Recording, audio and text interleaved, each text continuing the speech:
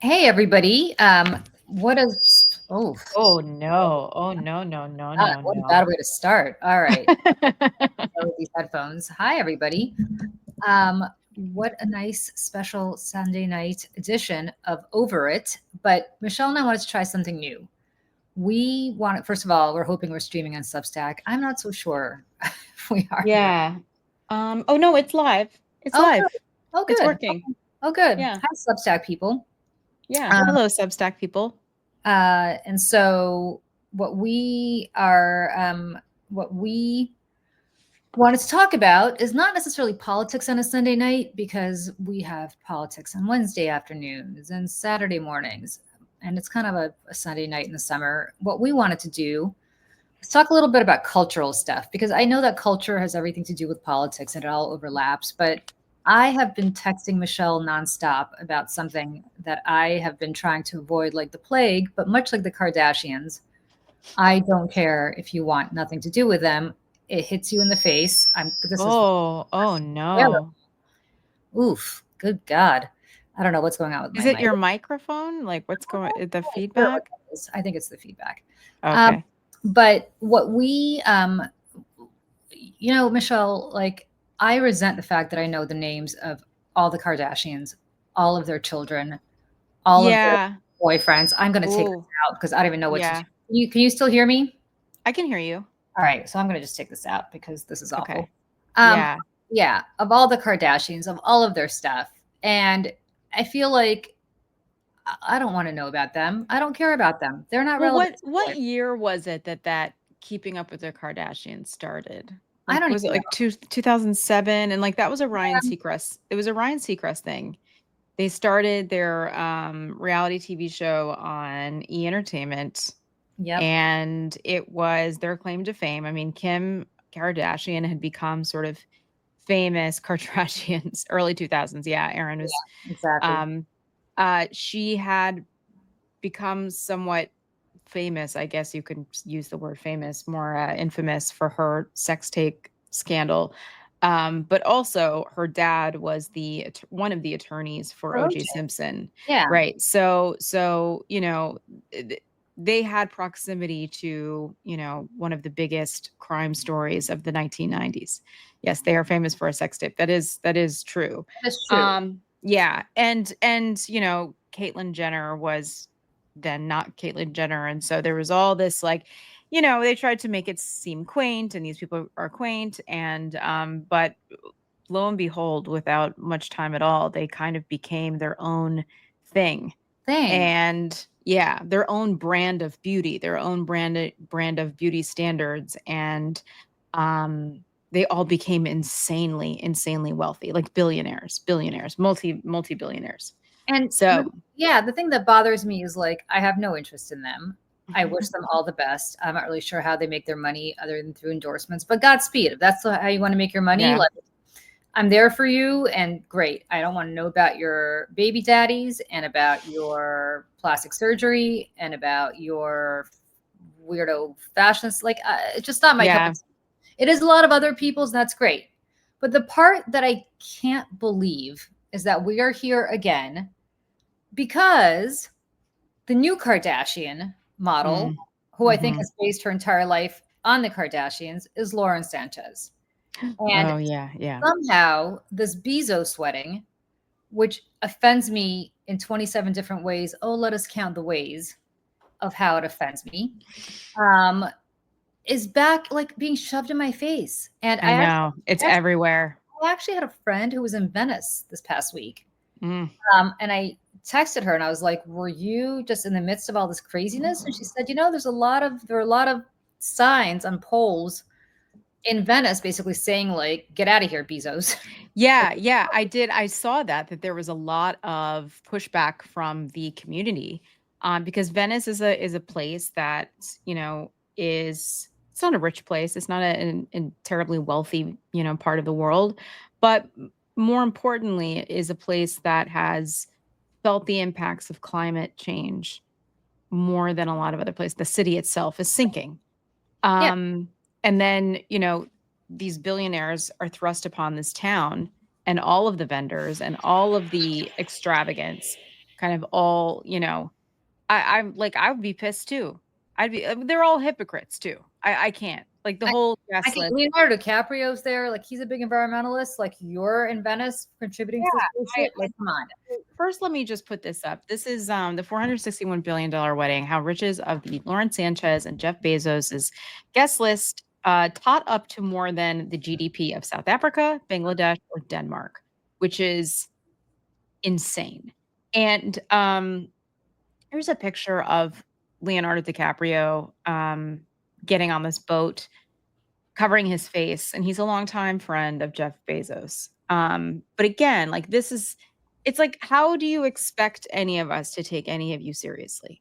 Because Leonardo DiCaprio, known other than his acting career and his affinity towards young women, very young women, is his environmentalism. And it's one of the things that I think actually is or has been admirable about him. But I don't know how you can show up and listen, that's why he was covering his face. Um, is because Jeff Bezos and his company, Amazon, um, has made a huge impact on the climate around the world, not to mention how their workers are treated. I mean, and he's not a good guy. He's not a good person. He's a piece of shit. So how can we look at any of these people who tell us all the time that they're great people and they're doing great things, but then they show up to something like this? I And don't it's understand. not just him, right? It's Oprah, which we'll get to in a That's moment. yeah, Like, yeah, I'm so we'll get to disappointed. Oprah in a moment. It's Huma Abedin, who, like, come on, Huma, really? Is I that know it? that was very disappointing. And listen, I'm sure it's because her husband is Alex Soros. I think had she not, been married to him, I don't think that Well, she'd I be don't at something know. like this. But Why? I don't So know. what? So the hell what? So her I husband's know. Alex Soros. So what? My I husband's know. friends. I don't necessarily have to be friends with them. And Right, so, like like, you have agency, you can say you no. don't have, you can say no. And then the best I read in page 6, because when I'm bored, I read page 6, which is how I know all the Kardashian names, even if I don't want to, is that this wedding was so preposterous that apparently Kim Kardashian and Kris Jenner were invited to this wedding because they somehow have a relationship with Lauren Sanchez, but Kris Jenner insisted that the other Kardashian girls, the Kylie, Chloe, you know, Yeah. Goofy, whatever the hell their names are, Sneezy, like they all got invited. And of Right. course, they got invited. And so there's pictures of all of them, including Lauren Sanchez, on the little vaporettos, or not vaporettos, sorry, those are actually taxis in Venice that regular people are on the Those little boats, little boats right? are called vaporettos. Which But which yeah. is very deliberate. I mean, this is another thing. And It's like the they're city, all waving. Like, who are you right? waving to? Like Lauren Sanchez, like she's blowing kisses. Like, who are you blowing kisses to? You're admiring, what are you, the Queen of England? Like, who is your admiring public? I know, I know. It's Well, and that's the thing is like your the admiring. the pl- the placement of all of this. In their wedding was, took place over 3 days. The placement of the transportation, getting people around, they had to get to where they were going by boat. There Yep. was no other place or no other means of getting there. And so this was all very deliberate so that they could show off their guest list to all the paparazzi and all the press and all the people there. There are rumors on, it's not confirmed, so I'll just say rumors that they actually paid people to attend their wedding.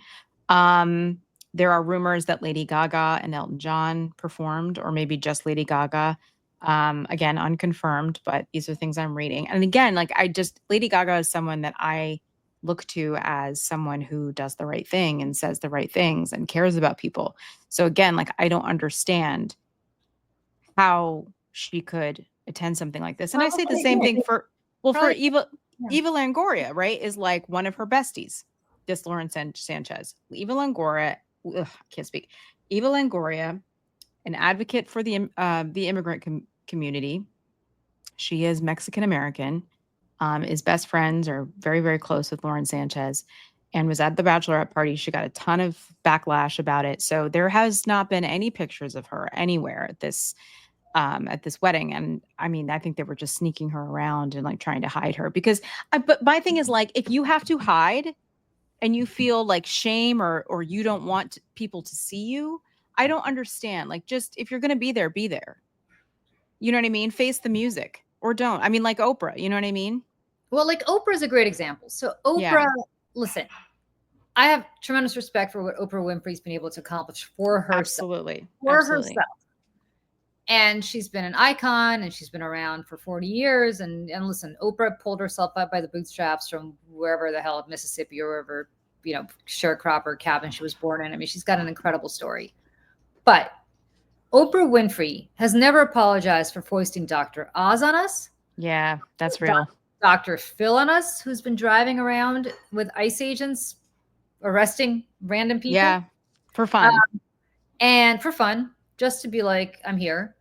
And like, she's hanging out with Meghan Markle and Prince Harry, and give me a break. Like, Meghan Markle, we could have a whole separate show about that. But I mean, like, why are we being subjected to these people? And then they wonder why Right. people are pissed off. Like, they wonder why you have candidates being elected in places like New York who are like, wait a second, maybe we should get rid of all billionaires. Yeah. I mean, this is the real let them eat cake in real time. I mean, and listen, there's data to prove that the United States is in a wealth inequality status that is similar to pre-French Revolution, which we know what happened there. So when you have people who, you know, are struggling to make ends meet, can't pay their health or medical bills. And all this is going on, by the way, while the Senate is voting to put this horrendous bill that's going to add trillions of dollars to the debt, is going to strip millions of people off their health care. And God knows, I mean, there's a whole list of horrible things in this bill that's going to be detrimental to the American public and the future of the country. But all of this is kind of going on in the background. And, the average person is looking at this and going, are you kidding me? Are you kidding me?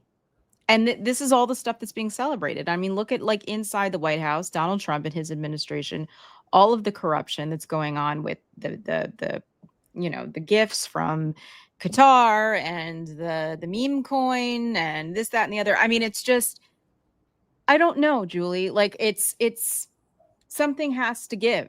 And all these people just keep getting richer and richer and richer and richer and richer. And like, I was reading that 1 out of 4 people in this BBB big bullshit bill is going to be kicked out of a nursing home.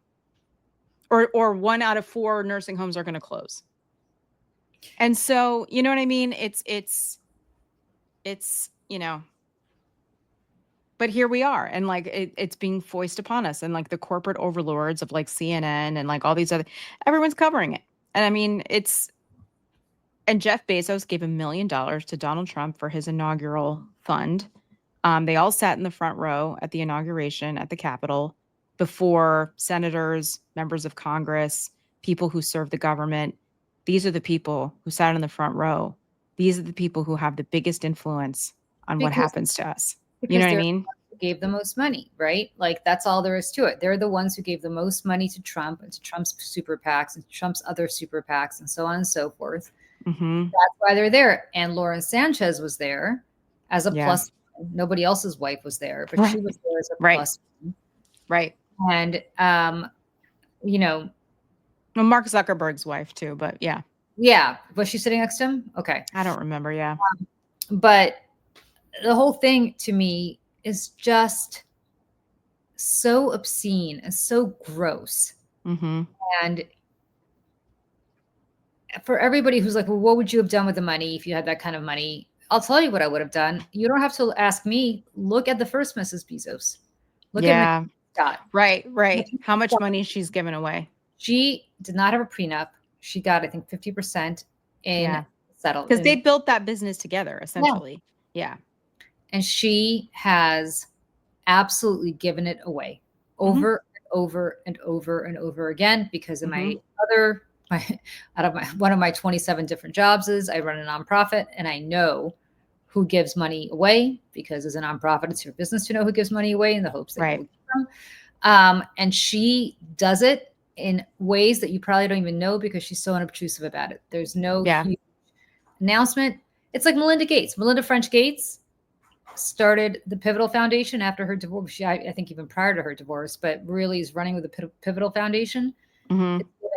Has given tremendous amount of money away, and I don't think people even realize, Yeah. right? Yeah. Hmm. Um, and there are people like that who Hmm. actually do really good stuff. Yep. And then you've got this Kardashian wannabe who hangs out on his yacht in her little big string Yeah. bikini. Her $500 million yacht. And I Were mean, they? again, Yeah. I don't begrudge it. Like, that's fine. But this whole sickening display that is being forced down her throat, Yeah. and her just blowing kisses to people as she's walking outside after the wedding, like they're her adoring public, where I don't think there was any adoring public. Well, it's And like, it's like Donald Trump when he comes down the when he goes up the stairs or whatever, and he'll come out of a building and just like wave, but there's nobody there. And he just waves to nothing because he just, in case the camera is only pointed at him, it'll look like he's waving to, a crowd of his fans, but there's never anybody there. And I feel like this must be a thing that people do. I I, don't know. I guess, I mean, listen, I can tell you, if you've ever seen footage of the Queen when she was still alive, or the royal family now, and they're waving in the balcony and they're going like this, they're not going blowing kisses like, Right. the Right. Marilyn Monroe. It's just, I don't know. It's just whatever. Well, It's you know what it is? It at the end of the day, there is when people have this kind of money, it's the kind of money, it's the kind of wealth and power that we will never know. And they think that they are better than all of us. They think that they are a more quality specimen of human being than the rest of us. And I mean, Julie, you tell me, I don't know if you know, does Jeff Bezos give any of his money away? Does he do anything for very, anybody? I've very, never read anything about it. very little. Like, Yeah. it's, whatever probably takes to get a tax break on his tax return or something. Right. But I mean, not of any note. He's not Bill Gates, who, by the way, was also there. But Right. With Bill his new Gates girlfriend and everything. truly, Yeah. I mean, Bill Gates has At least probably, he does stuff. You know no, what no, I no. mean? I'll say this about Bill and Melinda Gates, Yeah. and Bill Gates, now that he's single, have the two of them have probably saved more lives single handedly, aside from scientists who developed vaccines. They've Right. more than probably any people alive today. I mean, they truly have saved countless, especially in Africa, countless lives. Yep. Um, so no complaints about Bill Gates, no complaints about Warren Buffett. Same thing, giving away his money, doing a lot of stuff.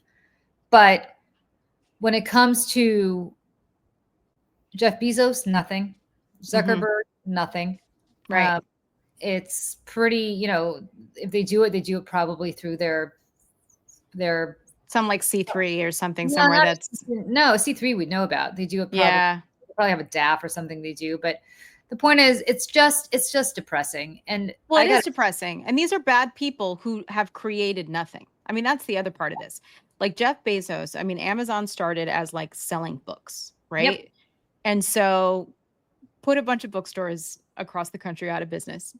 And then it became bigger than books, and it was like books and music, and then it was just all the stuff now that everybody buys. He has not ever really created anything. He is the vessel. He's the messenger for Yep. all of this consumption around the world. And Mark Zuckerberg, as a sophomore at Harvard, made a website so that he could rank girls who he went to school with, whether they were hot or not, because he was mad that his girlfriend dumped him. Mark Zuckerberg is another one who has been hiding behind himself and who he truly is for a very long time. And just now, Kara Swisher talked about this the other day.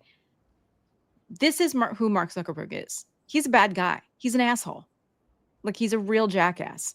And there's a really great book, the whistleblower book about Facebook that I recommend everybody read because it'll Oh blow yeah. your mind. Careless People. It's fantastic. But like that's the thing is all these people, none of them have created anything that contributes to the world really in a positive way. I mean, I guess you could say maybe in the beginning, Facebook, there was maybe there was a possibility of maybe something positive coming out of it, but it's done nothing but rot everyone's brains and dismantle democracies around the world. I mean, these people suck. I'm People sorry. suck.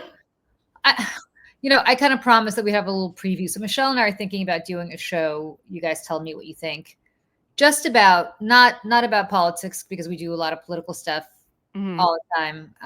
Just about like what it's like to be women here in Mm. 2025 with all the ancillary shit that all entails, right? So I am Gen Z, Gen X. Well, I wish I were Gen Z. Actually, I don't. I You know misspoke. what's funny? You did say that on our thing the other day. You're like, I'm Gen Z, and I was like, oh. Oh no, I'm not Gen. Glad I'm not Gen Z because I'm Gen X, the awesome generation. Michelle is a millennial. I'm an elder And millennial. Elder yeah. millennial. Yeah. uh, And what we really wanted to just talk about is like, and I'm sure people in the chat jump in if you're a boomer or you're one of Yeah. us or Well, you know you're what? There's a beta thing on StreamYard. I've actually never tried it before because sometimes the trolls are terrible and they say horrible things. okay. But you can do this thing now where you can show the comments on screen. And let me see if they come up. See, you can see them like on the screen. Yep. So I'm just gonna see what that looks like. But anyways, yeah, All let right. us know. Like, Yeah, let us know what you are, because like I feel like we have very unique issues going on that nobody really mhm, talks about. Everybody's talking about the manosphere. Everybody's talking about the poor, poor, poor guys who are, being misunderstood because the women are coming for them and they can't get laid and so on and so forth. And by the way, I have empathy. If that's you, I'm sorry, that's your life. But I feel like nobody's really talking and has any empathy for all of us. I So know. so I will start, Michelle, now that it is 7, almost 7:30 here on the Mm. East Coast on a Sunday night. I am exhausted. And Yeah, I'm I so tired. I'm and so I tired. and I am exhausted physically, I am exhausted emotionally, I am Mm, exhausted mentally. I am yeah. exhausted trying to make sure that my one child, and I don't know how many people have more than one. I don't even know Mm, how you deal with more than one, but my one child is like doing what he needs to do to become a productive member of society yeah. and live his best life.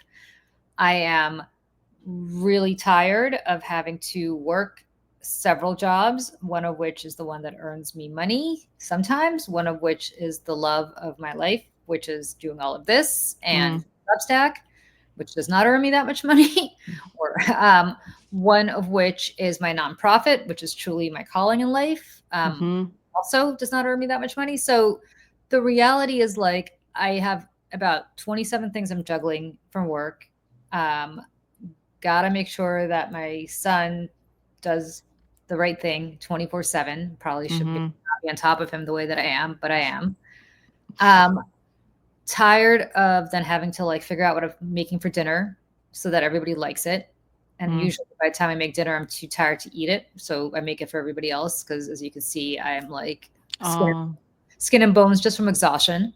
I just want to say really quick because I'm streaming this to my personal or like my at Yeah. Michelle Kinney Instagram, and Denver Riggleman just chimed in and said, "Keep rocking. Saw you pop up and two superstars here." So I Oh, just want to say, if Denver, if you're still we there, thank you so we much, and love you, Denver. we love you. Yeah, Um, and like I'm just wiped. I'm so wiped. yeah. The weekend comes and I get all excited. And then all I do is work all weekend or cook all weekend or like worry about what I have to do for the next week. And then like just tired. And now it's Sunday night and I'm thinking about Monday and I'm like, oh, it's Monday. It's It's not the even, well, it's the Sunday Scaries. I mean, do you yeah, follow the Sunday Scaries on Instagram? It's like my favorite account. It's so funny. no, Um, they're on Fridays, they do this whole thing and it's like, slams laptop till Monday, and it's a bunch of memes and things like that. And then Sunday, it's all about, how everyone's scared to go back to work. And that's yeah. the thing. And like in our line of business, we don't stop. I mean, We don't I stop. can't, I never stop. I mean, And especially when I was at LP before, I mean, I was working like 80 something hours a week. Like I yeah, couldn't, and I didn't want to stop because all of this just it feels so important all the time that I'm like, if I'm not doing this, I don't know what else to do with myself. And I maybe know. that's not healthy, but I don't know, And then when I worked, so this goes back many, many, many decades, but when I was working at Fox, again, I was like the token Democrat there, and so nobody ever produced me, right? Like I had to produce Right. myself, which meant Hmm. that I'd have to wake up at like 2 o'clock in the morning, check the news, and then your mind starts working. Well, if you're sitting on the couch and outnumbered, or you're sitting on the five, and the other four people are yelling at you about this thing, how do you respond? If they say A, you have to say B, but if they say C, you have to Hmm. say B. And like, I have not had a good night's sleep because of that Mm. in decades. I literally wake up in the middle of the night, check the news, the worst thing you could possibly do, because then your mind starts working, your mind Oh, I starts. know. My therapist told me, she was like, do not, like, please, when you wake up in the morning, do not pick up your phone and start reading the news. Like, please Everybody take tells 10 that. minutes. And I do it anyways. I And do it it's just, anyway. I do it in the middle of the night. I don't know if anybody yeah. else does either. And like I I gotta believe there's other women out there who are dealing with this stuff, right? And then we get to Mm. my parents who are getting older, and knock on wood, or whatever this desk is made of. I'm not sure if it's real wood. And it is Particle board. particle board. I'm actually in my son's room right now, which is why you could probably see a little TV with God knows what he's. Yeah, yeah, yeah. It looks like a baseball game or something. Yeah. Yeah. But um, like have to think about them and their health. And I'm an only child, so I'm like, oh shit, if something Mm. happens to them, I have to like. It's I know. Listen, I mean, I'm for really lack of a hard. I mean, I have a sibling, but I'm estranged from her as when my parents are too. So I haven't seen my sister in 12 years. Haven't talked to her in 12 years. Um, And she lives near my parents. My parents are getting older too, and it's just me. I don't have kids. But you know, I mean, I don't know. Like, I mean, I'm gonna be 43 tomorrow. So, Happy birthday. We're gonna have to do something thank you. special for Michelle tomorrow. I haven't figured out what. Oh, no, Good. you're very sweet. No, Yeah. I'm always just, I always like to celebrate the birthday because I'm like, listen, I'm very glad to be here. The Yeah, alternative would be really shitty. of course. So I always feel like, because people are like, oh, I don't want to make a big deal out of my birthday. Well, you don't have to make a big deal, but I think it's good to acknowledge it. But Yeah. anyways, I mean, a lot of my friends have kids. We don't.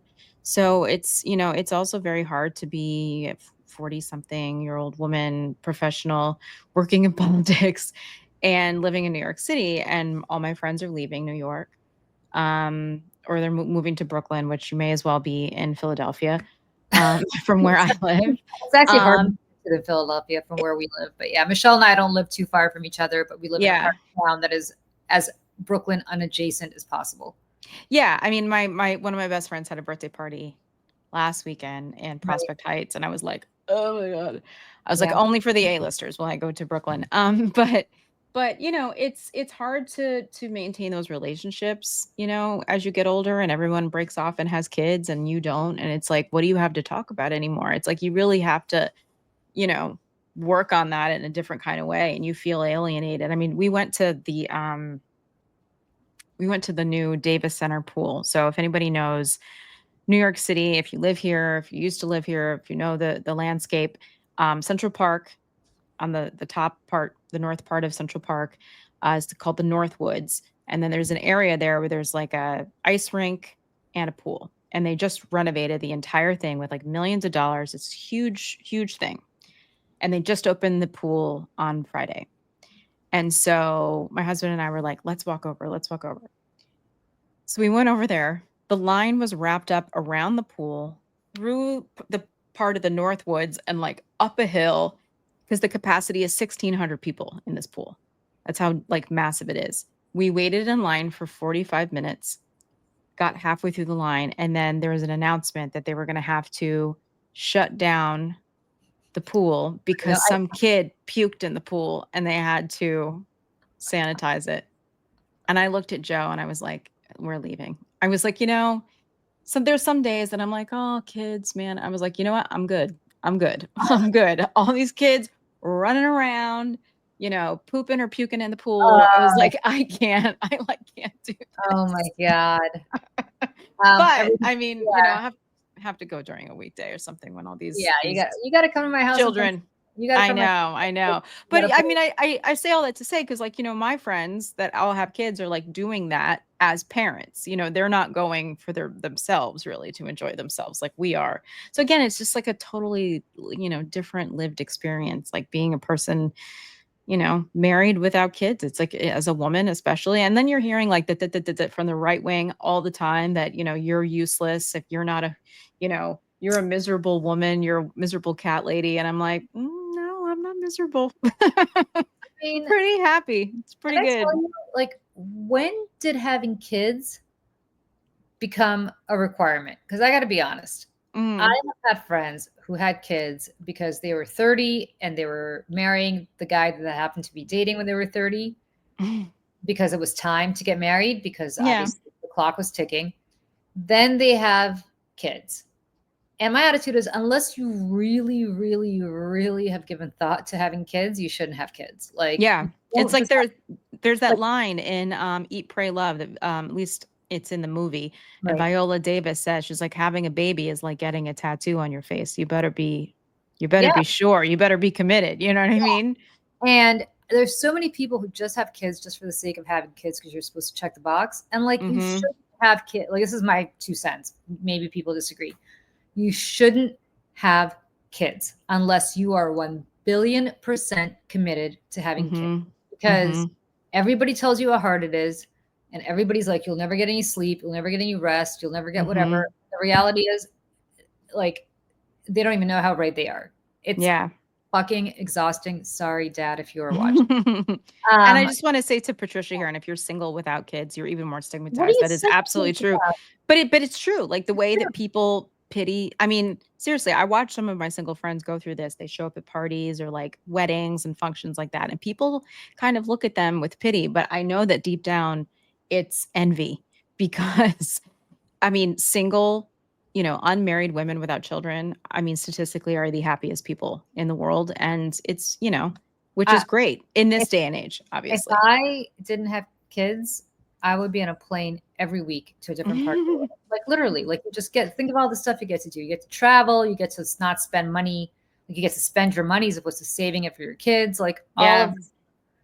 And like just the money alone, my God. Like it's really expensive to have kids. Yeah. And I See, and don't. then my dream came true when I had my son. Like, You know what? amazing. Mine too. So Ursula, Yeah. I gotta tell you, like I was 39, I was 38 actually, and I had my son and I had him by myself because I was basically told it's now or never, you got to get pregnant. And I was like, shit, have, I wasn't even dating anybody at the time. So I actually did it through a donor. I used a donor to have a baby. And so Mm. I'm what they call a single mother by choice. And then I got married years and years and years later. But for a long time, it was just him, it was just my son and me. And I got to tell you, like, my dream absolutely came true when I had him because I always said to myself from day one, I don't care if I ever get married, Mhm. but I definitely want to have a kid. Like, I always Mm. knew I wanted to have Some a kid. people just know. Some people just know. Like, and I also Yeah. knew, strangely, I also knew that I would have a boy. Like, and I know that if I ever got pregnant 20 times, they would all be boys. I don't know how I knew. Like, I know that I'm just a boy mom and I would always have boys. Um, but I waited until I was really much older, almost 40, to have him. And like, it's really, especially if you're a single mom, it is really Yeah. tough. Like, I am fortunate that I had my mom to come and stay with us during the week Oh, that's nice. to help. But then she would go home on weekends, and then it would just be me and a baby by myself, and nobody helping, Mm. and nobody changing the diaper but me, nobody getting up in the middle of the night but me, nobody doing any of that. And it's really tough. So, like, I say that as somebody who did it, and am even more committed to saying, unless you really in your bones know this is the right thing to do, don't do it. I truly Yeah. don't do it because not for yourself, for the kid. Mm. Really So many prepare. people have kids who shouldn't too. You know what How I many mean? people There's have a kids? whole lot of that. How many people have kids? Like, I remember coming home with him from the hospital and being like, "Holy shit! How did they just allow me to take a child home? Like what just happened?" Um, and I had this very out of body experience yesterday too because my best friend, who has been my friend since the 8th grade, she came over. And she came over. She has a son who's 4 years younger than mine, so he's 9 and mine is 13. And we're sitting there watching the two of them play, and we both had this out of body experience. We're like, how did we get old enough to have children that we're responsible for. Like, what just happened? Who let us do this? Like, Right. we were in 8th grade running around a swimming pool, and now here Right. are our kids running around a swimming pool. And Yeah. we just could not, we were like, what? At which point are you like, how did that happen? Like, Yeah. Well, especially as women too, because I feel like I remember in my 20s, like I'd go to the doctor and, you get your physical and they're like, is there any chance you could be pregnant? I'd be like, no. You know what I mean? I was like, ew, no. And yeah. then all of a sudden, like time goes by and then they ask you that and you're like, oh, hmm, Mm. I Yeah. I'm getting older, aren't I? And like it's like this, the time that goes by that you have, especially as a woman to make that decision, it Yep. sucks. You know, you don't have all the time in the You world. don't have all the time in the world at all. Mm-mm. And that's also really terrifying Yeah. and scary because obviously, thank you, sunshine. Yeah. But because guys have all the time in the world. I mean, they really do. Yeah. They may not have the desire, but they have Yeah. the ability. Mhm. And um, and by the way, IROL, some married mothers have Mm. to still do it all too. Unfortunately, not Well, all of them. yeah, there's that too. 100%. Yeah. And by the way, let me just say this as somebody who has an incredible, I mean, I don't even want to talk about it because everybody's like, ugh, gag, but I do have an incredible marriage. I have an incredible husband. He's the best. I have no complaints. But I do work a lot harder since we got married. In Yeah. that I still have to make dinner for him and I still have to do the childcare stuff, but now I have to cook for 2 or for 3. Yeah. They And now, say that like working moms still do 70% of the domestic labor, yeah, yeah, which is like mind blowing. I mean, yeah. hopefully with generations, that'll get better, but I think there's just like this, and also we often take it on ourselves too. You know what I mean? It's I not think. it's Yeah. not that I think he's like, "Go make me dinner, woman." It's Right, that right, right, he just right. has no idea how to cook. Like, he wouldn't even know how to turn Then on there's stove. So, then like, there's that. you know what it is. Um, so, my attitude about this is I think there's so much judgment from people, and the reality is like this whole crazy notion of like we have to repopulate this Elon Musk nonsense. Mm. I'm Oh my so sorry. gosh. I'm so Heidi, I'm so sorry. I oh, know Heidi's is always with us. I mean, you're yeah. here for almost every show. I always see you. So I'm Oh, so sorry to hear that. But um, I hope your son's doing all right. I hope he's okay, and I hope he's grown up. I don't know. Is he? I Let don't us know. know. Is he grown up? How old's your son now? Yeah. Because like that's crazy. What is my go-to meal to cook? So I'm going to tell you. It's this Martha Stewart stew recipe, and it's really good. And all I can tell you is it is the easiest thing in the world to do because you throw it all in a pot, and then you throw the pot in the oven, and then 2.5 hours later you have this delicious stew, and it's super easy. And if I can find the recipe, I will post it here. If not, I will post it somewhere, maybe on my Blue Sky. But it's so good. It's Yeah. so good, and it's easy. That's why I like it so much. But I have a lot. I have a lot. But it's just more the imagination of like, oh, now I have to go to the store. I have to like buy this. And then of course you get home, you're like, oh, I forgot to do that. And I have to go back outside and get it. Mhm. Or you have to like literally physically go there. Because I'm over Instacart because they don't ever get the right produce for me. So um, I know. Anyway, I could talk about that all day. But yeah, you're absolutely right. Imagine the establishment had to pay moms for all the jobs that we do. I know. Crazy, One crazy. pot meals. Yes. Oh, Yeah, well, those are the best. Heidi says he's grown. Her son is Good. grown. That's Happy to hear that's that. good. Um, but it's just hard, and I think that's why Yeah. we wanted to see if there was an appetite for anybody to do a show. But this isn't even a show that we want to kind of get going. We kind of Yeah. get a community of people Yeah. going who kind of feel maybe the same way or have different experiences, but nobody ever talks to them about their experiences. Yeah. Michelle and I were talking about this, and I said, I don't mind being open about Yeah, to an extent, to yeah. an extent. I'm not even talking about our sex lives because my Right. parents wanted to hear that, but right, neither does my son. Well, you But know what's funny, Julie? As you were just talking with the food, the New York Times cooking app just popped up with a notification on my phone that said 21 recipes for hard times. During a divorce, illness, or a big move, a lovingly prepared meal can bring some much needed comfort and nourishment for a friend or neighbor. Like, isn't oh, that so nice? very nice. Yeah. Yeah. Great. But I got to tell you, man, I'm in the Me Too space. I'm in the space of helping women on my nonprofit work, and I at some point somebody's gonna have to like figure out how to do this unless you have a professional cook Hmm. who can be home like a chef, basically a professional chef cooking for you, picking up your kids from school and like getting them places. It's just really crazy. Yeah. Yeah. It's funny because I love to cook, and I can confidently say I'm a very, very good cook. And Yeah. my mom's a good cook, and my grandma was a pretty good cook from what I can remember, except for the fact that she used to put turnips in the mashed potatoes, and I feel like people did not like that. I like I But like turnips. I think turnips are yummy. yeah, Yep. I just remember my dad being like, "Ugh." But otherwise, she had like made great pies and stuff. So, I feel like I just learned from just it being around me and just being, and I grew up around so many Italian people and everybody was cooking sauce and meatballs and all kinds of stuff. So I was just around that all the time. But yeah, I cook all the time. I love it. Just sometimes it's like it becomes a chore after a while. You're like, I can't make any more things. Oh my God. But like tonight we had ground turkey um crunch wraps. Like Ooh. the crunch wraps from Taco Bell. Like I Yeah. make them, but with like the high protein wraps and Yum. stuff, the burritos. Oh, it's so good. And Oh, it's it's like so good. loaded with protein and it's like better for you because it has taco or By the the way, turkey taco meat. What's you that?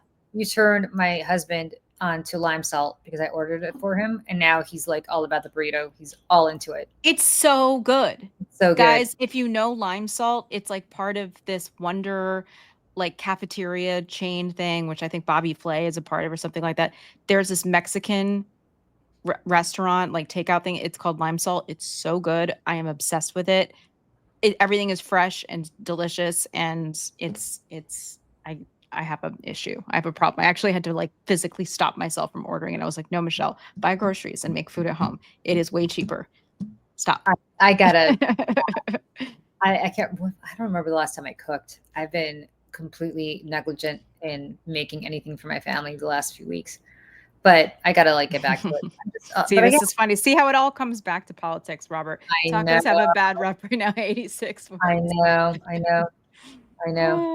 Ah, I don't know. Is so lime salt? Do they have that outside New York? I don't I know. don't know. I don't know. Let me Yeah, look it up. Lime salt. BKG. Where are you? Because I don't know. That may just be a New York thing. I'm not sure. But No. Elizabeth Wilson, 4 girls in a row. Oh my Oh God. my gosh. God bless. Guys, ugh. Lime My salt husband, mix. my husband is one of 6 boys. Mm, Do you imagine his mom probably kept like no. trying for a girl, ended up with 6 boys. I Well, know. yeah, I mean, he's Catholic too, right? I mean, that's kind of it. Like, I feel like my husband's families, like both sides are Catholic, and they just have a million aunts and uncles. That's why like we had such a huge wedding, is because speaking of weddings, um, I had 250 people at my wedding, because we were like, we're either gonna have to elope and have like 5 people come to our wedding, or we're gonna have to do this, and because there's nothing in between, because people are gonna get mad if we don't invite.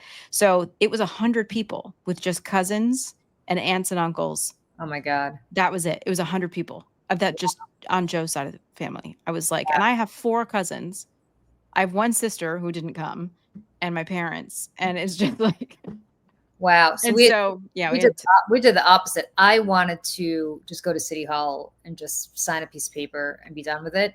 But again, I'm an only child, so yeah, I never. So here's my wedding. You want to know how much I don't care about pretty weddings? much. I legitimately never had the fantasy of having a wedding dress. Didn't care about. Yeah, I And never thought about that stuff either when I was a kid. so I said to my husband, okay, I will agree to a wedding because you have a lot of brothers. So we obviously can't go to City Hall because City Hall in New York, I think you could only bring like 4 people with you. Yeah. So I said, okay, we will do it, but only if we don't ruin somebody's summer weekend. So it has to be during a weekday and it has to Yeah. be in the middle of the day so that we give people an excuse to say, oh, I can't come because I have I don't know, whatever, something for work. We did it on a Thursday in June at the Empire Hotel, which is down not too far from my house. Yeah. Yeah. Yeah. I I was love like, the Empire. yeah, it's basically, if anybody here watched Gossip Girl, it was Chuck Bass's, Chuck Bass's hotel. It's right across from Lincoln Center in New Yeah. York. So we did it at the Empire. It was like 1,000 degrees outside. So we moved it indoors at the last minute, Mm. so not to kill some elderly people. And I bought a dress because I was like, Mhm. what does one wear to a lunch wedding when you're the bride? You don't want to look stupid because I literally told everybody show up in jeans and a t-shirt or Yeah. whatever you're wearing. Do you know the Real Real? Yeah. All right, so the It's Real like Real consignment. It's consignment. consignment. Like nice. Yeah. I love the Real Real. So I went on the Real Real and I found this dress from Tom Ford on the Real Real, which in real life I think Mm. retails for like $5,000 that I got for like $400. Nice. And it's a short. It was a sleeveless white like cocktail, not even like a cocktail dress that you Yeah. definitely can wear to any summer party again because I specifically wanted a dress that I could rewear. And I got it, and then I kind of became, and then I got kind of really busy. I never tried it on. And then the morning of my wedding, it's still sitting there in the wrap thingy, and Oh my God. I was like, oh my god, I got to try this on. Oh So my God. I was like, all right, I'm gonna just wait till I get to the hotel to try it on because I don't want to walk in this kind of white dress down the streets of New York. So I did not try on this dress until I got to this hotel. But the best part is that morning I had to do CNN. And I was like, great, they're going to do my hair and makeup for me. I don't have to even worry about getting a blowout. So I go to CNN, don't even tell anybody I'm getting married later that day. They do my usual hair and makeup. I'm like, okay, segment's over in the car. I'm like, gotta go back to the house, get the dress to go to the hotel. And they call me as I'm halfway back to my house, CNN, and they're like, one of our guests just bailed. Do you mind coming back and doing another hit? I was like, sure. Oh my gosh. That's so funny. So Also, I this go is funny. back, I do another hit, and then I don't know if this is a thin person's attitude because I haven't gotten to the best Well, part of the story. I well, get yeah. yeah, I get to the hotel, I take out the dress, and the dress was what the size that I would normally wear, except I forgot that Tom Ford is couture, which means that it's probably 3 times smaller than a normal. Right. It's like teeny tiny. So I'm trying to fit into this dress. And my friend is trying to zip me up in it. And I'm like, oh, well, if it doesn't work out, I guess I just wear the sweatpants that I'm in right now. Oh my gosh. Like, This is how you are, Julie. This is how you are. I I don't wasn't, understand. I You're like, wasn't, "Ah, it's fine." I wasn't stressing it. I was like, if it works out, great. If it doesn't work out, like, I think I was Well, I've literally seen a picture of you in the yeah. dress, so yeah.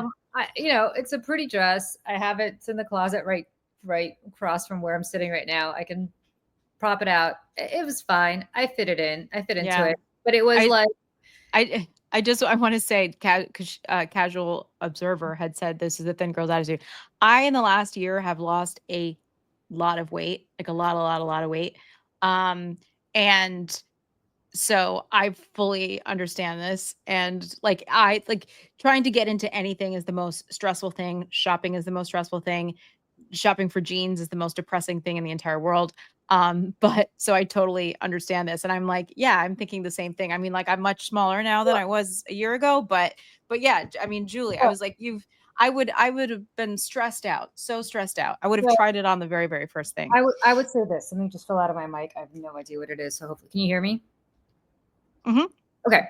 So I would say I have been thin and I have been not so thin. So Mhm. it really depends on Yeah. those fluctuations in life. And I would say during COVID, I was eating nonstop. Yeah, I think we all were. I was 40 pounds heavier than I am right now, which Mm, was exactly the weight that I was when I gave birth to my son. So, yeah. so I just say that to say, like, I have been thin and I have been not so Mhm. thin. And when it came to my wedding, I don't care if I was thin or not thin. If I didn't fit into that dress, whether that dress was a size 0 or a size 25, I still would have done it in my sweatpants. Like, I just didn't. This is less about, um, I think it's less about weight than it is about how little I cared about what I looked like. And Yeah, which is nice, yeah, actually. so I actually just didn't care. I legitimately didn't care. And um, like my husband didn't care. I didn't care. We both were like, whatever. Doesn't matter. Casual observer, This I will tell you this. Can we talk about menopausal weight gain? Can we talk about that? I'm actually going to talk about that. If there are any men here who don't want to hear about it, I'm sorry, but we could talk about this. So COVID coincided with Mm, that era of my life. And so I gained all this weight and I was eating nonstop. And I think I had like 2 pairs of pants because I couldn't fit into anything. mhm. And it was really bad. It was really, really awful. But now that it's over, I could not be happier. I Mm. love that. I I love hear that. I hear that. People are like, "Oh, once it's over, you're like, oh my God, now I'm a person." You know? like I'm cool with it. I'm totally cool with menopause. Love it. Mhm. I mean, Could some people don't have that kind of experience. Some people have a really bad experience, but I think it, yeah, just depends on the person and, different set of struggles and side effects and things like that, yeah. right? Now that I'm done with it, it's great. Yes, I have to say I did not have a difficult time. Some people I know are like Mm. dying and mood swings and I'd be uh, very interested to hear this. This is Lois is saying, I listened to a podcast, Nicole Wallace, and they mentioned fascism and menopause. Can't tell what is causing which awful feeling. Yeah, you yeah. know what? Now that I think about it, it all came together. First, COVID, menopause started around COVID, and then Mhm. Trump came along. So I don't know. Yeah, It's been yeah. it's been a tough couple years. I don't know what Yeah, to say. like legit. I mean, I have PCOS and I have a crappy thyroid, so that's like over time, like that's how I started to gain more weight and I was having a hard time like I'm worked out all the time. I could not lose it.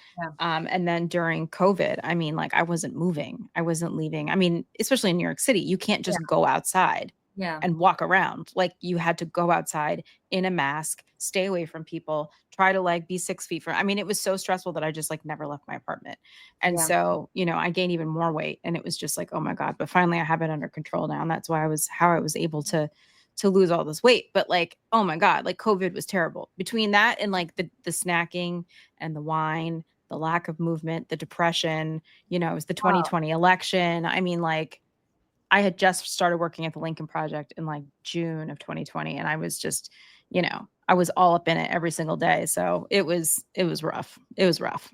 I got COVID like in the Oh, very early on, right? early on, like in the very first wave. Like I think Like COVID March? was March of 20. Mm.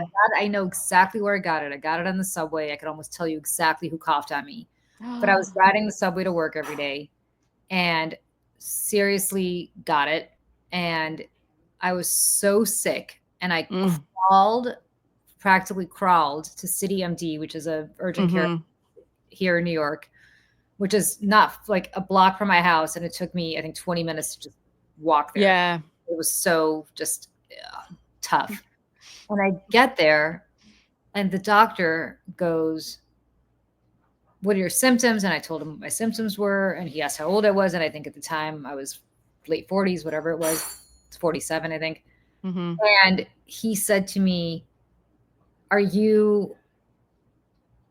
He said, "You probably have COVID, but we're not going to waste a test on you because we don't have any tests, and so therefore we are going to." I'm going to recommend you just go home, and unless you are truly at the point where you are feel like you're going to die, do not go to the hospital. Mm. Because if you do, you will die. Because this is in New York. Remember, the hospitals, people are literally Right, dying. right.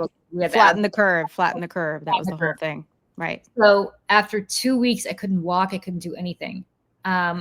I went outside, and my husband started taking me for walks. I was like this old lady, like started like propping me up by the elbow. No, So but took it's me to walks real. took me for walks in Central Park. And what's so weird about that time is then because I had whatever it was called, like the plasma or remember the convalescent plasma? Yeah, yeah, yeah, yeah, yeah. I Mount remember that. Mount Sinai, which is a hospital on the northern in on the basically on the east side of Manhattan, in the Mhm. northern part of Manhattan.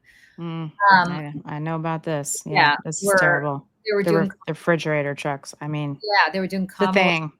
convalescent plasma. So they asked me to give blood because they wanted to study it for basically for a vaccine. So I was like, sure, okay. So I started walking across the park up to, I think it's like 102nd and 5th or wherever they were. Mm-hmm. Oh Walk, yeah. Mm-hmm. yeah, and you'd walk by The field hospital. the Yeah. field hospital, Yeah. and it was so surreal because I was like, Yeah. we're in the most affluent city in the most affluent country in history, Mm-hmm. and there are literally field hospitals outside. Yeah. Yeah. Crazy, I know. It's crazy. because I walk over there all the time because I love to go to that garden and stuff Mhm. on the Yeah, east that side, garden's beautiful, yeah. and it's gorgeous. And people don't know about it. So if you're visiting New York, go to Uptown Central Park on the east side. There's beautiful gardens. Anyways, and yeah, every time we walk through that area, I was like, can you even believe that there was a field hospital here and people were coming? And remember, they had the ship. They were going to have people on that They cruise did ship or have the ship. something. Cuomo But did do then, the ship, I yeah, heard. and that's the thing about Cuomo too. That's like people are like, well, he was good during COVID, and I'm like, No, he wasn't. he wasn't. I mean, it felt like he was at the time Mhm. because remember, Donald Trump wasn't doing anything, and he was like, it's totally under control. It'll be gone by Easter. Let the people in the blue states die. Yeah, That was the whole thing. Is like, just let them die. We don't care. And so Andrew Cuomo was the only one who was talking, and he was giving those daily briefings in the morning. And like, listen, I tuned into every single one of them. I watched them because we were like in New York City. We were all. This is the thing. I feel like having this conversation with people who don't live here or in other parts of the country and just were kind of like whatever about COVID. I'm like, no, no, no, no, no. All of a sudden, people started dropping like flies. Like yeah, my neighbors, like there was a one guy I knew from West Side Dems died. I'd seen him the week oh, before, and then yeah, he died. Um, Another neighbor of ours died. Um, Somebody I knew who was close to my age, he got it early on, flying back and forth to Los Angeles, um, and he got very sick, was in a coma, and then died a couple months later. Um, I mean, and that's the thing is like we knew people who were on ventilators, we knew people who like young people. And then, older people that we knew from just politics or in our community like passed away, and a lot of them. And like thousands of people were dying. Like there at one point there was 1,000 people dying a day in New York, which is just if you think about that, is insane, insane. insane. And trying to get a young Broadway actor died. That's who I'm talking about. Yeah. Nick Cordero. Did He you was know on him? I mean, uh, yes and no. He was on the Rock of Ages tour with my ex-boyfriend who I was dating at the time. And so I spent a lot of time with them on that tour and with Nick, but I didn't like stay in touch with him like after that, but I did like I knew him from that. He was a very nice guy, very very talented, Canadian guy, and it's tragic. It's tragic what happened to him. And that's the thing is like the Broadway community too, because everybody that works in these theaters in New York, like all the theaters are very, very old. There's not very good air circulation or anything like that. And same if you're in the audience. The audience is like, you're packed in there like sardines. And so there is, you know, if there's one person in that theater who had it, you, you know, if you were Yeah, sitting anywhere near them, you were getting it. So there was one usher that apparently had it, and all yeah. these people were getting it. Like almost the entire cast of Moulin Rouge got it. I mean, I had a friend who's a dancer, a young dancer who now has heart problems. Um, so it was really traumatizing. And I remember like we didn't know what was going to happen next. We didn't know like, oh my God, was I already exposed to it? Like, what's going to happen? Am I going to be next? And what if I die? And we all had those little, It's the so oximeters to like, for our oxygen. I mean, it was crazy. it's also weird because as I said, I got it early. Hmm. My husband did not. We didn't like segregate. He continued to share a room, continued to share a bed. Yeah. He never got it. I coughed on him. What? I coughed on him for 2 weeks straight. He never got it. Well, at least maybe he was asymptomatic No, but no, he kept getting tested, never got it. He finally got it like 2 years later, 3 years later. what? Isn't that crazy? Never got it. Wow. That's crazy. He ascribes it to the fact that he goes running every day. He has this crazy. Do you know about a streak? Did I ever tell you about a streak? Yeah. Yeah. He's got this. Yeah. So my husband has this crazy streak where for over 30 years he has never missed a day of running. He has run through broken ribs. He has run through like sprained ankles. He has run through COVID. He has run through the flu. And he literally has never, ever, ever, ever, ever once missed a day, including when we were in Tel Aviv Right. last You week. were saying that he was running And in there were Tel Aviv. missiles, ballistic missiles above. And I was like, maybe you could skip a day. He's like, no. And he goes literally running in the middle. I'm like, you're literally running as ballistic missiles. Yeah. Yeah. And So, yeah. And by the way, Erin, you're so right. God help us, because at least we had Anthony Fauci. yeah. And Yeah. now we have RFK Jr., Yeah. who does A not believe in quack. vaccines. A quack. Worse than a Who- quack.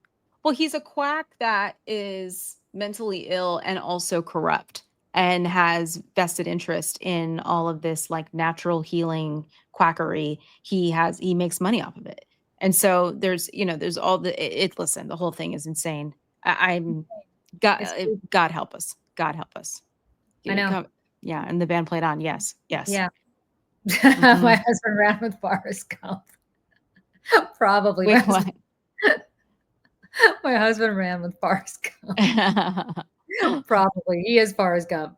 He's never stopped, but not that way, but he's never stopped running. He has brain worms. Yeah. But yeah, I mean, like, and to bring it back to, again, like, look how 1 million people in the United States died and counting, because people are still dying from COVID. And you look at somebody like Jeff Bezos, right? These people who are supporting this man who's not only doing all this fascist stuff, dismantling democracy, but also putting all of us in danger by dismantling all of our public health. For what? That's my thing. It's like, I mean, that the simplest answer is they want us all to die or be sick or disabled. Well, if you study authoritarianism, the worse off you are, the easier it is for them to come in. Listen, this is why they're trying to set up one of these network states in Appalachia. Yeah. Like, there's a reason why. Like, these are people in this specific area. It's like underserved. These people aren't gonna, have the means to fight back. These people are like, it's really evil. Really evil stuff. Did you see? Oh my gosh! By the way, I should pull it for our show on Wednesday. This interview with Peter Thiel on 60 Minutes. Did you see this? No, I heard about it. I didn't see it. Ooh, y'all. Okay. If in the chat, I don't have the video, go find it. It is crazy. This is not the first time that Peter Thiel has done an interview. This is why he doesn't do press. This is why he doesn't do media. Not only is he like weird and he looks like he's dying, he can't answer any questions. And he was on Piers Morgan or something. This was like a year or something ago. And he's like, and he was the same thing on 60 Minutes. And I think somebody asked him, like, do you want to save the human race? If it was, and he was just like, oh, I don't. Like, he had to think about it. And really, ultimately, the answer was not yes. What? I have to say, it's The Mountainhead. Yes. You should, if you haven't seen this, go watch it. Mountainhead. It's a movie, fictional, but based on, the tech oligarchs. Steve Carell's in it. It's very good. It's the same writer as Succession. Very good. Speaking of the Mountainhead / the Fountainhead, you had these 15-year-old kids who were always into the Fountainhead when they read it and discovered it in school. And they all grew up and realized what a bunch of bullshit it is. Yeah. But not this crew. Yeah. They're like kind of like Lord of the Rings, like dorkies though, too, which is very strange to me. There's something very weird about them. And they're also losers. That's the other part. They just happen to be very rich. It's Revenge of the Nerds, right? Like, it's people who are like first of all, there's nothing wrong with being on the spectrum at all. I know plenty of people who are, they're lovely, but they are all missing an empathy gene. Mm-hmm. And they're all missing some sort of like human gene. I don't know how to describe it, but like empathy for your fellow human beings. Like, this is kind of related, but not sort of related. Mm-hmm. There is a dorm that is down the street from where I live. And during the Biden years, it was turned into a shelter for undocumented immigrants, mostly for women and children. And there were these little boys that would be hanging out on the stoop outside of my building. And they would always watch my son and me walk to school. And I knew exactly what they were looking at. They were looking at my Mm. son's Nikes, and they were looking at them with such yearning and such just like love. Like they just want, like they Yeah, would have done anything for a pair of little boy Nikes. And it would break my heart. I can't stop thinking about them. I know. Well, And because you were one of them. I was one of them. And then one day they were gone. And Mm. I walked by that building and it's back to being a dorm. And they've repainted the whole thing. And there's no sign that these kids ever lived there or these families were ever there. Mm.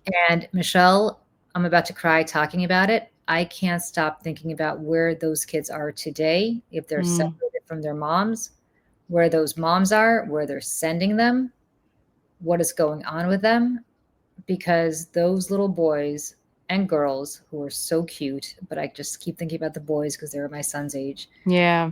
Um, and the girls too. The girls were always skipping down the street and playing hopscotch. Like, I just don't understand who these Peter Thiels and Mm. Donald Trumps and Elon Musks and people are who are just so insensitive to other human beings. Yeah. Like what? And feel nothing. And feel nothing. And feel nothing. That's the thing. And in fact, are, you know, investing in their demise on purpose Yeah. and trying to speed it up. I mean, this is the whole thing about, yeah, sociopaths don't have empathy. None. You're absolutely right. But I mean, how do we not think about our fellow human beings as human? Like how do you put people in the middle? And I know it sounds kind of Pollyannish and naive, but I truly mean this. How do you put people in something called alligator, whatever it's called in Florida? Alcatraz, Alligator Alcatraz. They broke Alcatraz. ground on protected land in the Everglades, first of all. And then on top of it, I mean, but do you remember when Miles Taylor was telling people about how Donald Trump wanted to make a moat Yes. around the White House and put Yes. snakes and alligators and shit in it? Like Around the this border or the is, White House? or was it the border or was it the White House? I don't know. Border. Whatever. It doesn't matter either way. And then he wanted to put the spikes on the wall so that if people were trying to climb over the wall, they would impale themselves. Yeah. Like these are the things that he was just thinking about. And the part that I guess, It's sick. and we talked about this before, but like, it's not a far stretch from that to just completely Mm-hmm. like a genocide. Like Yep. it's not, this is how the Holocaust begins. Mm-hmm. And you know, I- I just don't understand it. I just don't understand it. Nope. Me And neither. and I was thinking about it when I was over in Israel and these missiles were kind of falling overhead, and I was thinking there are kids in Gaza who live with this every Every single day. day, except they don't have any shelters to run to, and they don't have any, and they're just entire families that are wiped out, and Mm-hmm. entire neighborhoods that are wiped out, and people just have no sympathy or empathy, right? They're just like, well, it's war and blah blah blah, but like, why don't we just stop and think about the fact that this is just happening, Yeah, I know. I happening. know. I know. And I just don't understand how we ended up in this country with leaders who are just doing this, including this bill that they're just voting on, Mm. like Lisa Murkowski, Susan Collins, Oh like my God. Lisa Murkowski, first of got all. And bribed like in Alaska and got right. I slapped. know Yeah, I know we're going late here, but I have to give her a moment that she had them carve out exemptions for Alaskans so that her constituents would be taken care of, so that she wouldn't lose power. Let's be clear here. I don't think it's because she really particularly cared that much about what was happening to people. I think it was more about the fact that she's a nepo baby and she doesn't know what else to do with her life except for be senator of Alaska, and she couldn't imagine her life without it. So this is what she did, and the hell with the rest of the country. You know, Alaska's okay, and and the parliamentarian said no, which I think is hilarious. But yeah, well, they'll fire the parliamentarian. They've done it before. right. But And Tom Tillis is and Tom you Tillis know, is out, which means that Lara Trump is in. Guess who's running for Senate?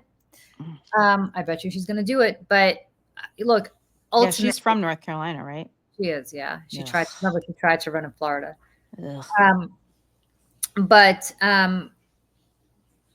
effectively, that's what we're talking about here. That there, Yeah. you had healthcare providers in Louisiana begging the Speaker of the House from Louisiana not to pass this bill, saying it is going to shut down hospitals in your district. People in the state are going to die. To him, to Bill Mm-hmm. Cassidy, the senator from Louisiana, to Steve Scalise, who's in leadership, Mm-hmm. from Louisiana, they don't care. They just don't care. Yeah, they don't care. These people like, and that's the thing, like they legitimately don't care. Yeah, they just don't care. And that's where, like, I mean, to bring it back to this, the Bezos wedding and everything, is that, you know, I never want to be too specific because this is a person that I do still care a great deal about, but there's someone very close to me um, that I felt shared my values and the things that matter the most to me in this world. But this person's proximity to, extreme wealth and power, I think allowed a path to normalize Donald Trump, if not celebrate his inauguration. And these were things that I couldn't believe that we would have conversations about things that matter to us and the things that were disgusting to us and seemed unimaginable could be happening in America, and then celebrate Donald Trump's inauguration. Like these are just I couldn't, and so that really was the end of, it was the beginning of the end of my relationship with this person. And it's very sad because the thing is, with this amount of wealth Yeah. and this amount of power, it doesn't matter because it's all about the power, the money, the status first, and its values second. And that's what it is. And it sounds cliche, but it is true. And the only way I can think of it is Succession.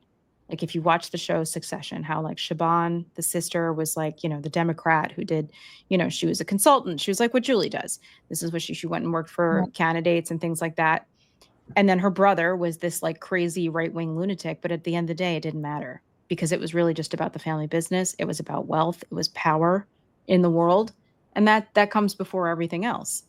And, I think until I actually saw it in my own life, it I didn't know that I actually believed that people were this Callous. selfish and Yeah. callous. Yeah.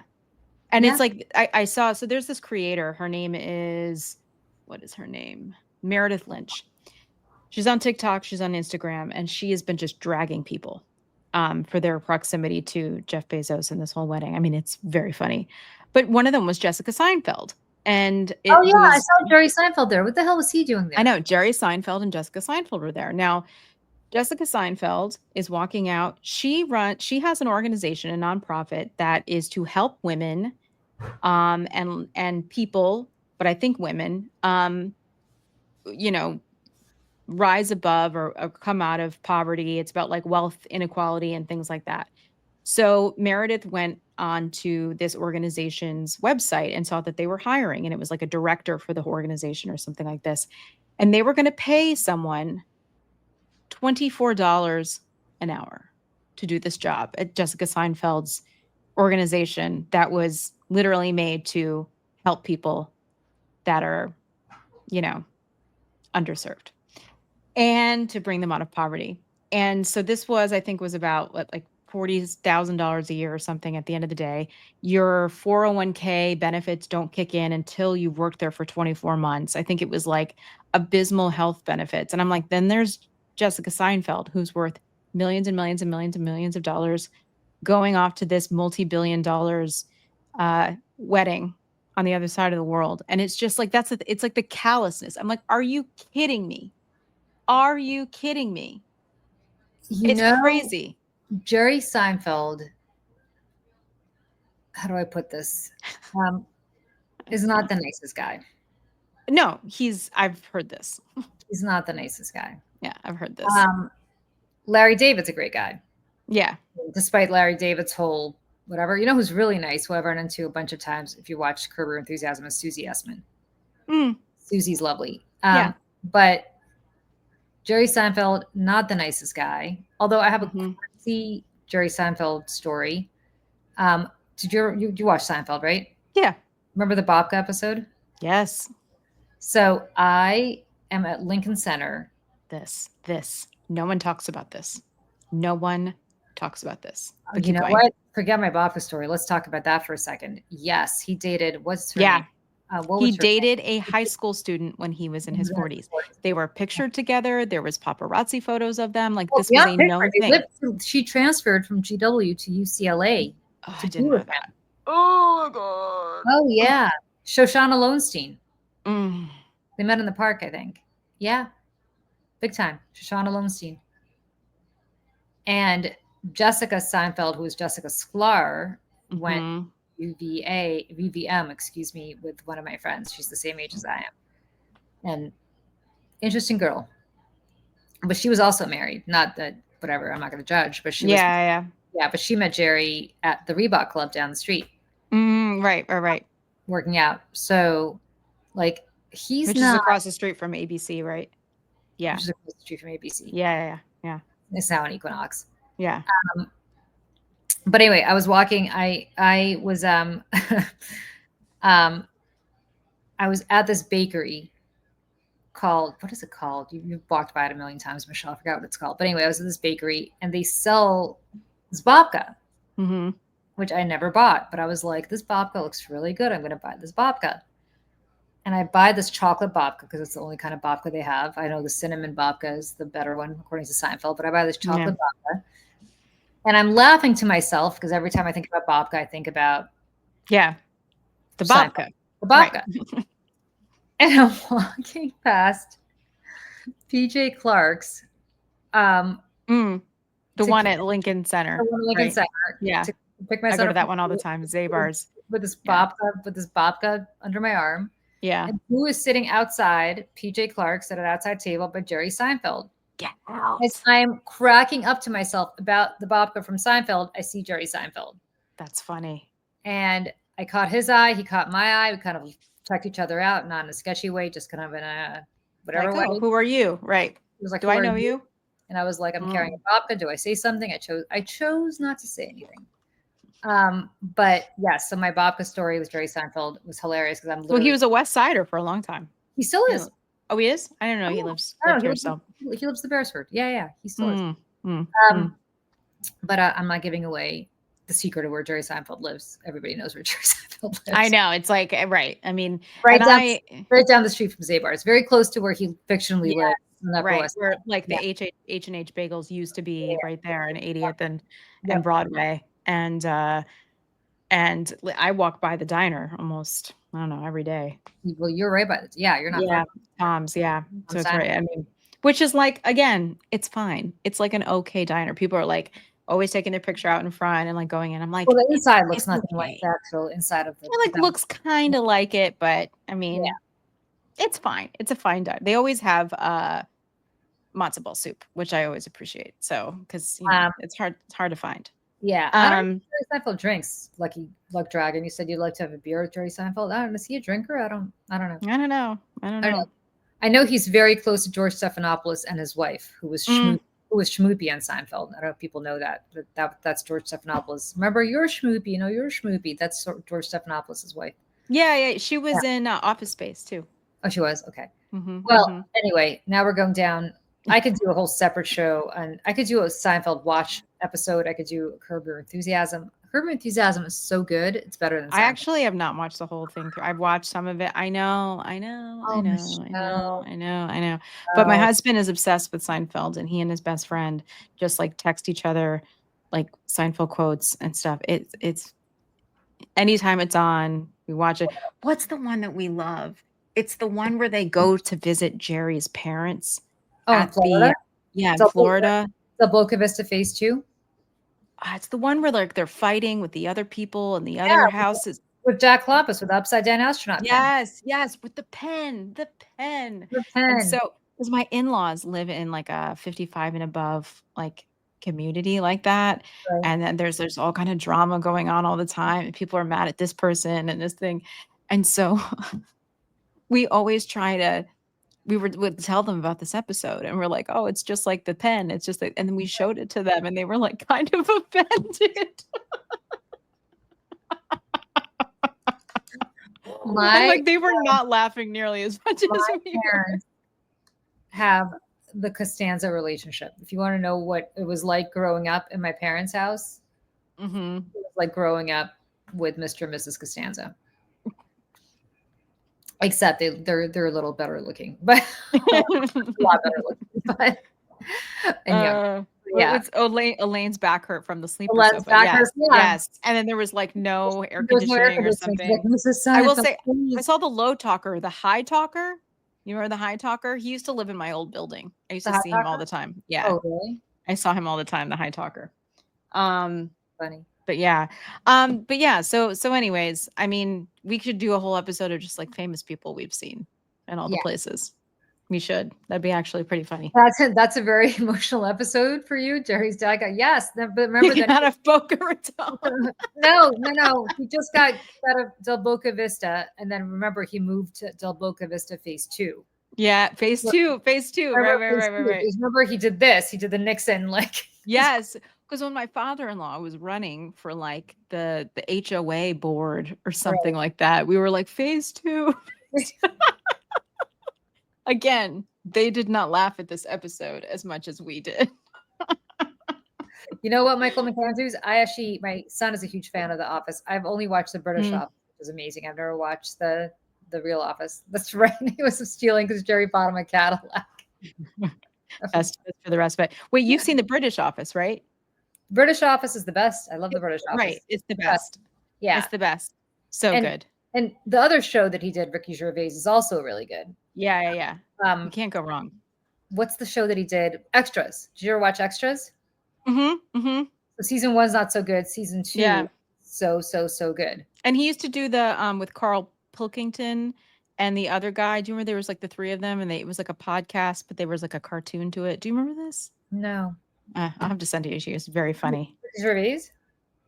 Ricky Gervais, yeah. Oh, he's so good. I love him. It's just so funny. But one of the things that I did want to just show, because I thought like it was a good roundup of just kind of everything we're talking about with the wedding and the lack of moral center and just how full of shit all of these people are. I mean, the amount of hypocritical, I'll never take any of these people seriously ever again after seeing them all attending this. And this is Meredith Lynch. This is one of the videos that she's put out in the last few days. Fascists have found their way to Venice. The deplorables are getting married this weekend and all their guests are arriving. Let's get into it. First up, my favorite Roman Polanski apologist, Diane von Furstenberg, is there. Obviously, Kim is there, Ivanka and Jared, Trump enthusiast and megalomaniac Tom Brady, obviously Oprah, immigration advocate Elsa Marie Collins, who's trying to pretend like she's not there, and she just keeps showing us photos of her like jump roping, but I'm like, you're jump roping in Venice. I love this woman because she is simultaneously asking for Venmo donations for non-perishable goods for people who are being impacted by, everything that's happening with immigrants, etc. And then at the same time, she is at Jeff Bezos's wedding. Listen, I'm not saying it's not important to help, but I feel like, who could probably Venmo you? Jeff Bezos. Instead of asking us for Venmo donations, why don't you just ask the billionaire whose wedding you're at? Oh, wait, it's because he is a Trump supporter. So it's hard. It's so hard having a best friend who has different views than you. These people showing up for the wedding are, to me, walking contradictions, because there are a lot of people who like to claim that they are, big liberal, lefty leaning, etc. And then it's like you hang out with Jeff and Lauren, who are legitimately fascists and who have put fascism into power. The reason that Trump is the president is because of Jeff and Lauren, Diane von Furstenberg. That's a big reason why that happened. And they are continuing to uplift him. Diane von Furstenberg cracks me up because she's one of those ones who posts the Kamala stuff, and then the day after the election puts up this street lamp and is like, hey guys, just always look for the light. And it's like, yeah, is this the light that you're talking about? And don't chime in and go, don't you have friends who have different views than you? I do not have any friends who uplift Trump with $1 million. Jeff Bezos is responsible for a lot of pain and suffering and exploitation. And I don't understand how people can gather together and celebrate him in any capacity. And I don't understand who have people that have a platform that's built on the border crisis and awareness around that can go and be at their bachelorette party of Lauren Sanchez, or, celebrate that wedding. It's just gross. I don't know how you do it. It's a level of delusion that I think should be studied and bottled if people want to buy it. Anyway, have a good time. Ciao, Bella. All right. I mean, casual observer, hilarious. I'm dying. Lauren always looks like she's smuggling two bald men in her I mean, here's my app. I am all for plastic surgery. Like, yeah, whatever. Makes you feel better if it's your cup of tea. If you feel like you need to get it done, go for it. Like, no judgment at all. I completely support whatever choices you want to be making in your life. But I mean, if you have that kind of money, wouldn't you be getting more better plastic surgery? Better plastic surgery? One would think. But yes, this is again, like, she's not known for having particularly like good. She's not a trendsetter. She's not terribly stylish. Like these are not the reasons that she's ever written about. So it's not terribly surprising that, like, Anna Wintour puts her on the cover of Vogue the day after Anna Wintour announced that she's stepping down. Yeah, but I mean, Anna Wintour. I know. Why? What has this woman done to merit being on the cover of Vogue? Is she a supermodel? No. Is she the first lady of a country? No. Is she Serena Williams and has won more Wimbledons than anybody else? No. Like, what has this woman done to be put on the cover of Vogue? I know. What? Like, I legitimately, why her? But purely because she has money. Like, that's it. Because I am positive that Bezos called whoever Condé Nast and said, I'd like my wife on the cover. Oh, 1,000% that's what happened. Yeah. Absolutely. Yeah. Absolutely. Yeah. Yeah. Was it a dazzling dress? No, it was not. No, but even if it were a dazzling dress, it could be modeled by a real model. Like, why? Yeah. Why? Yeah. Why? I mean, that dress was 1,000,000,000% not my cup of tea, but as we all know, I don't really care. As we all know, I try dresses on the day of, so I'm not the person to talk. But even if it were the most stunning wedding dress of all, like, why is she on the cover of Vogue? For what reason? Like, I would love for Anna Wintour to answer that question. Is she somebody of note? Her husband. She's married to Jeff Bezos, right? But that's the thing. Her husband is, right? Right. Her husband. It's like the whole I'm an astronaut and, calling yourself an astronaut because your boyfriend or, your boyfriend put you up into a penis rocket up into the space for 10 seconds. God bless. Like, you want to be an astronaut? Like, me too. Put me in a rocket, I'll be an astronaut. But the reason you became an astronaut is because your husband owns the company that owns the rockets. Yeah, he bought her the car. I'm sure that this is why. I'm sure. Like, I mean, it's the same thing that Amazon's making that documentary about Melania Trump. That's costing $40 million. Yeah. And they're paying Melania Trump $40 million to lease the rights to her story. Not to buy the rights, to lease the rights to her story. Right. It's such horseshit. It's so stupid. Yeah. Billionaires trying to buy royal vibes. Oh, absolutely. And that's another reason why, I mean, the consolidation of power and like this monarchy obsession, like this is where it comes from.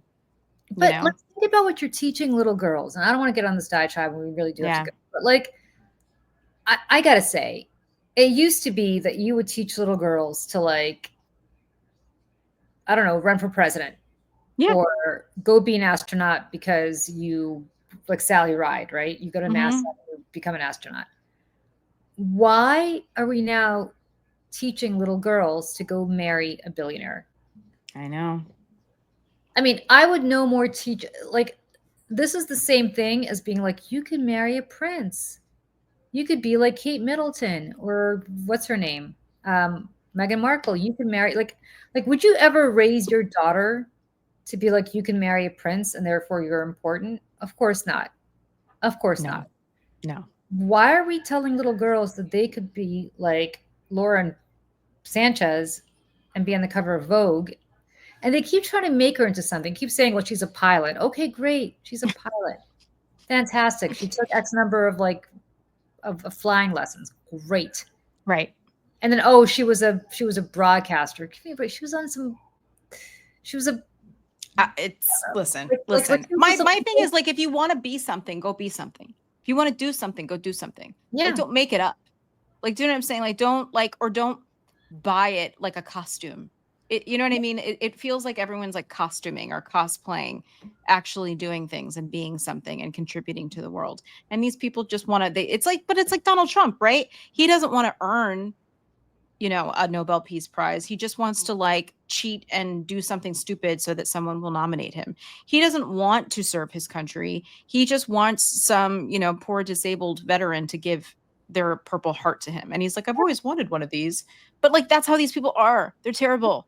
But you're right. Like Onelia, like what's Melania's story? Same thing. And I don't say what you will, but you had Hillary Clinton, who had a real job, was a partner in a law firm, worked in the Watergate Commission, and actually had like a real job. Now, I don't subscribe to the fact that she became a senator because she was the first lady. By the way, she was an excellent senator for New York. Yeah, she was a great senator. But I will say she got there because she was married to Bill Clinton, not because, she was qualified to be a senator. Given. However, she had a real career before that. Michelle Obama, God bless, Princeton undergrad, Harvard Law School, worked as a partner in a law firm. She worked at Sidley Austin. She was an associate. Worked until her husband got to the White House. Yep. Right? Jill Biden got a PhD and taught community college all throughout her husband's career, all the time.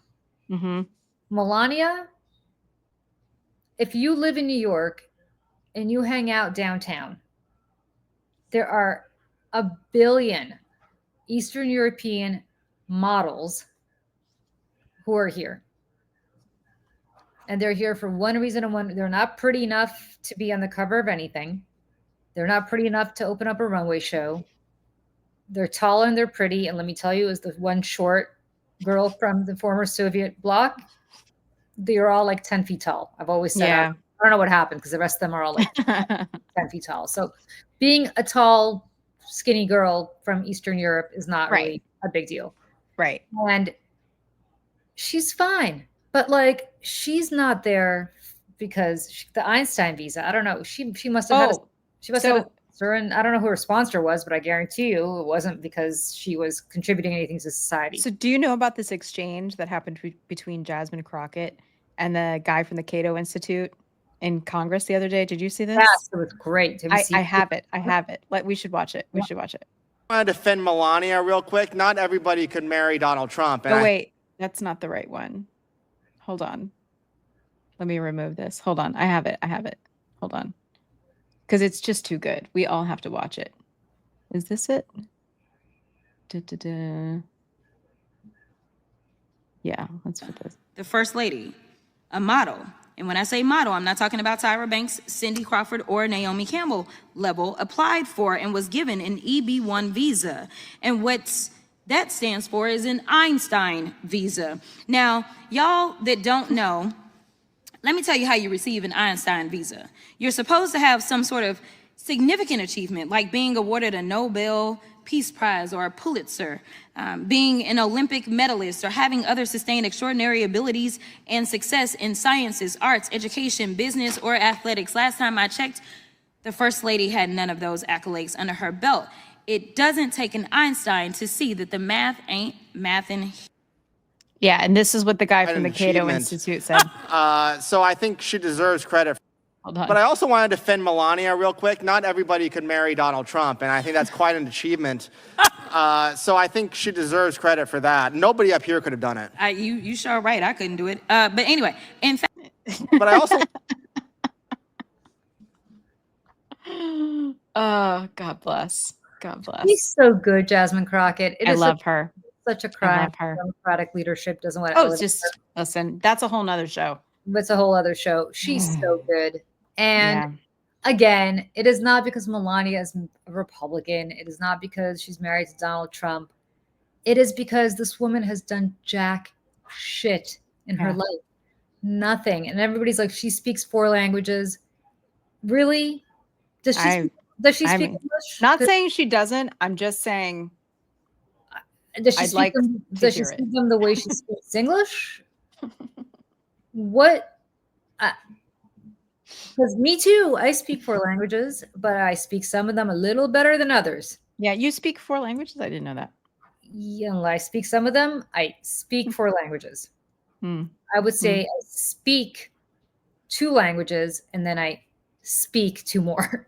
Got it. How Got I, it. that's Got how it. I think she speaks 4 languages, Yeah. Mhm. Mhm. right? Like, Yeah. come on, come on. And I don't care how many languages she speaks. You don't get an Einstein visa for that. So what? So what? Yeah. Is France going to give me a citizenship now or a visa to live there because I speak French? I don't know. Rules for Thee, but not for me. but not for me, right?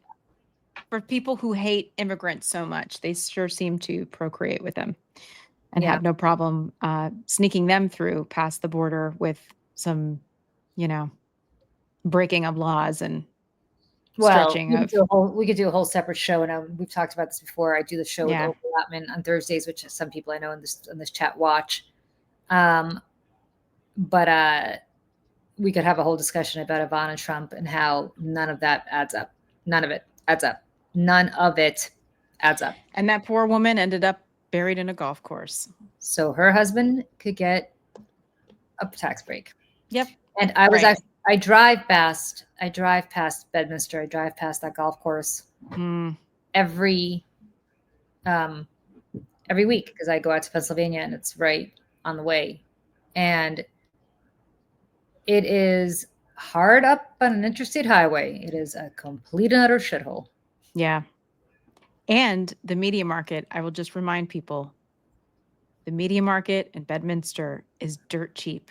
If you want to run ads at Bedminster over the summer when he's there, it doesn't cost very much money. Send some money to Seneca, you guys. I'm talking like a couple $1,000 to run it on Fox for a weekend. Like it ain't nothing. It's that, yep, that interconnect is really cheap. And Just saying. yeah. And yeah. Mhm. You know what? I don't know if Melania, somebody here says she speaks Russian. I don't know. But if I'm over at Melania's presence, I'll start speaking Russian. Yeah, you should find out. Just And I'll start see speaking Russian see to what her her. reaction is. You know what? Yeah. She probably, in fairness to her, she probably does because the Soviets insisted that all the satellite. Yeah, that Russia. makes sense. So actually, that's not. Yeah, that if she makes does, sense. If she does, it's probably because she was force fed. And by the way, I went to Slovenia a few years ago, which is a beautiful country. And to be honest, I don't know what she's doing living here. I'd be perfectly happy living in Slovenia. It is a little gem in the Alps and it's gorgeous, but it's very similar to Russian. Like not the way it's spoken, but the way it's written. I understood as somebody who speaks Russian, understood pretty much everything that was in writing. I couldn't understand what they were saying, but so I wouldn't be surprised if she does speak Russian because it's very close to Slovenian. Yeah, that makes sense. Yeah. I don't know if she's the asset, but we can have a whole separate show about Ivana because I have some very, very, very good evidence of why Ivana Trump was not here as some defector chick in the 70s and 80s. Well, All right, and Laura Benanti, if you guys know who Laura Benanti is, so good. I've been meaning to reach out to her because we have a friend in common and I've been wanting to get in touch with her. And then I actually just remembered that I have to do that. She plays Melania Trump on Stephen Colbert and she is so good. And I'm going to try to have her on the show. So, ooh, excellent. Yeah. So we can talk to her. What's that? I know. I don't know who has the IP, who owns the IP for, Laura Benanti's Melania, but we can see. Well, hopefully Stephen Colbert won't sue us. He's a very nice guy. So yes, he is. I love him. Yeah. I love him so much. All right, I had everybody. So much fun doing the show. If you guys want more of this, just stream of consciousness, TikTok, without any kind of agenda. Yeah, no, just chit chat, and it was great. And honestly, we couldn't have gone this long had people not been in the chat and just engaging with us and asking us questions and chiming in. So thank you everybody for being here. Yeah. And we're gonna figure out a specific time of day to do this, week to do this. I don't know if Sunday nights work for folks. I think it might not work for my family. Yeah. Or, you know what? We can also just kind of like bop around too. I don't think, you know what I mean? I feel like it doesn't always have to be at the same time, does it? I don't know. I don't know. We'll figure it out. All right. Yeah. This was so much fun. I'm so glad we did it. We're still coming up with a name for the show. If anybody has any suggestions, shoot them over in the chat because we have been racking our brains. We don't have any. And then we'll just keep it going because you know what? I'm kind of tired of the manosphere, and I know Michelle is too. I'm very tired of it. And we're going to do a women's sphere. So how about that? Yeah, I like that. I'm glad it took away your Sunday night spilkus. I'm really happy to hear that. Hopefully we'll all get some sleep tonight. What I wish for all of you is what I wish for myself. Don't wake up at 2:00 in the morning checking the New York Times homepage. How about that? Yeah. I wish you all Galasphere. I like that. The Galasphere. Oh, that's nice. Oh, wait, I just clicked on the wrong one. Galasphere. That's really I actually like that a lot. I like that a lot. I like that a lot. Yeah. A lot. Me too. Right. We've been racking our brains, but that's definitely going at the top of the I know. I'm like womanosphere. I was like, that's too many syllables. I can't do it. All my hot flashes. All right.